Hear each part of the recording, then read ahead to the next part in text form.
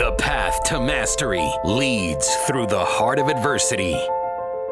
Challenge is the raw material from which courage and strength are forged. Warriors are not defined by events. Warriors define them. Warriors conquer themselves before all else. Warriors are relentless in their service to others. Join us as we open our hearts and hone our minds to a razor's edge. It doesn't matter how slow you go, only that you do not stop. Your time is now. And now your host, Jason McKenzie.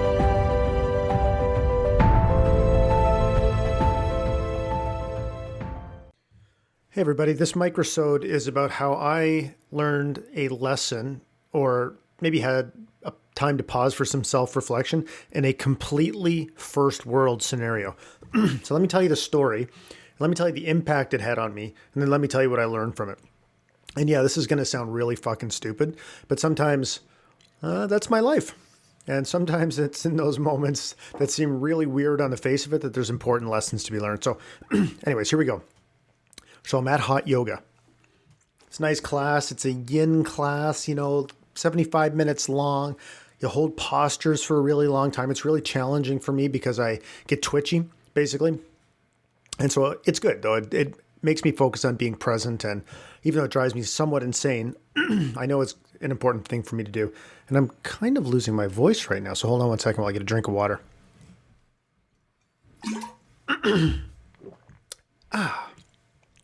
Anyways, so we were having friends over that night. The class ends at 4:15. We were having friends over that night, and I really needed to get out of there at 4:15 because I actually felt a little bit guilty about going to yoga because Tanya was, because I did stuff before, but I felt guilty because I wanted to be home right away after so I could, help prepare the house and set the table and all that kind of stuff. So anyways, make a long story short, it actually might be too late to make this long story short, so maybe I'll just actually make it even longer and say the yoga class was supposed to end at 4:15 and it was like 4:17 and she was still going, and I really wanted to get home, so I left the class quietly. I left the class quietly. I didn't stomp out like the rammy self I normally am. And so as I'm leaving, I went to the bathroom, got changed, and I'm leaving. The instructor stops. The class had ended while I was getting changed. Like it was really, I left about 1 or 2 minutes before the class was over. And the instructor goes, do you mind like not leaving before we do the final Namaste? Because it's very distracting to people.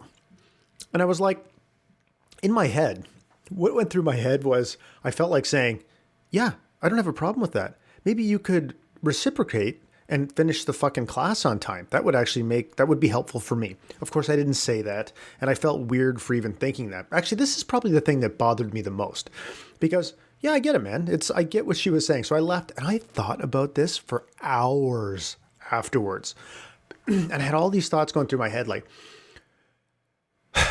first of all, was I really a distraction to the class? Like, I tiptoed out of there. Come on. But why did I have that reaction where I wanted to come back at her with something? Or why did that thought even pop into my head? And why am I still thinking about this? And this is such a small thing. I mean, I said, yeah, of course, I won't do that again. And I was wondering, did I feel like my masculinity was this was an affront to my masculinity? Like when I was younger, what I would have done, and not that much younger. I mean, a few years ago, I would have pretended that this didn't bother me. Actually, when I was a lot younger, I would have said the thing about her finishing the class on time.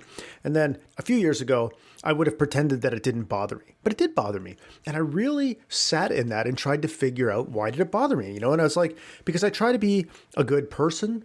I try not to cause other people to have those feelings. Like, I felt bad because she felt like she needed to address the issue, and she obviously was like uncomfortable about it. You could tell in the sound of her voice and all that kind of stuff. And I don't want to be the kind of person that causes that stuff.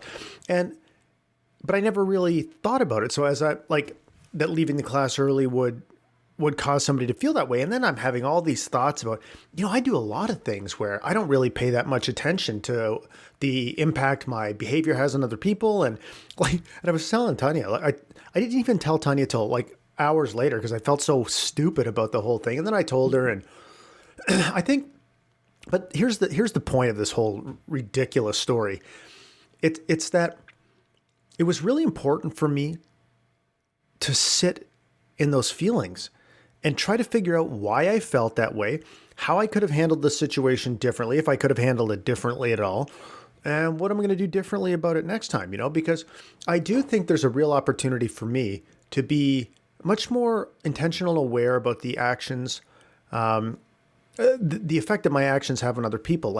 And I do that a lot when I'm making a contribution to people, but I think that as I'm just going about doing my day-to-day life, sometimes I don't really think about the actions, like how my actions reflect on other people. Like an example would be, Tanya thinks I'm really rude to the cashiers at our local grocery store. I don't think so at all, but she feels like I'm not, that I don't follow the proper process. Like I leave before they hand me the receipt and all those kind of things. And I'm not being rude. I just don't want the receipt. So I'll just, as soon as my bag's, I got everything in my hands, I'm out. And so this is one of the things that she brings up. She thinks that I'm not following the process properly. But the point is, me being more aware of the effect that my actions have on other people doesn't mean I'm going to change them, right? Like the whole grocery store thing, I'm friendly. I don't want to change that. But not being aware of how my actions are impacting other people, that's not a good place for me to be, because I want to be really intentional and really conscious about everything that I do and all the impacts that it has. And so I am aware of what my, thoughts, actions, behaviors are creating in the world. So anyways, this all happened, all this thinking happened as a result of, this one interaction with this yoga instructor. So it's just what I would have done in the past is I would have, like I said, pretended it didn't bother me and probably just drank the feelings away, right?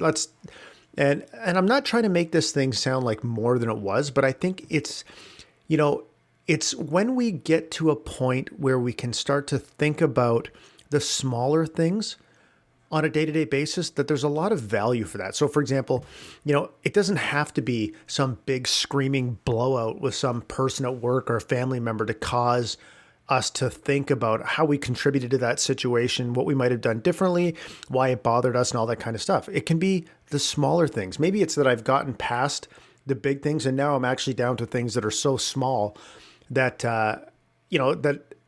that's what I need to maybe spend some more time focusing on. So anyways, I know this is totally first world, but I wanted to let you guys know that this is the shit that happens to me. I'm sure it happens to all of us, and it's stuff we never talk about, right? So I guess that's the purpose of this mental health microdose is that there's always an opportunity for us to be aware and conscious of how our actions are impacting other people. And we have the power to choose to do things differently. We also have the power not to choose, or to choose not to do things differently. That's up to us. But anyways, I hope you found that somewhat interesting. Maybe you actually just found it pathetic that I actually had like a run-in with a yoga instructor. But that's today's microdose, and I will continue to try to improve and to bring more intention and consciousness to how I navigate through the world. Namaste.